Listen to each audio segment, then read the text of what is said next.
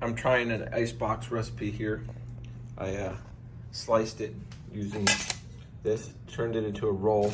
The last time I tried it, I made the roll smaller because it said make 1.5 inch, but that was with a different recipe. And this time I went full size.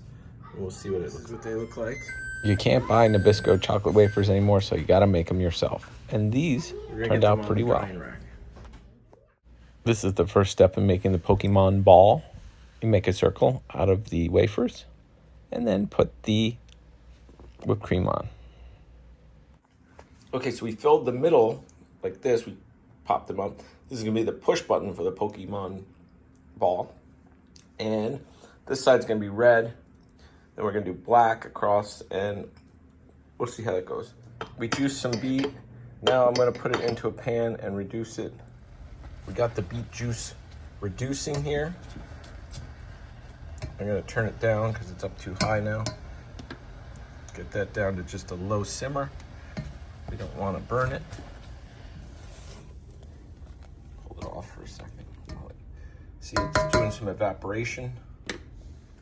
I made one little container here, which wasn't planned, but we'll use that for what we're actually using. This will be like for the future.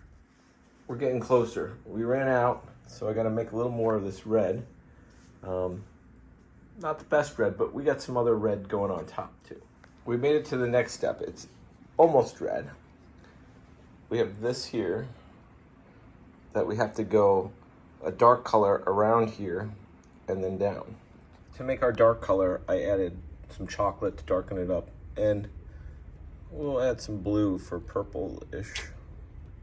We'll see how this turns out. Pokeball here. That's what it looks like. Did you make it? I did, from scratch. Sure, Nelly. We have to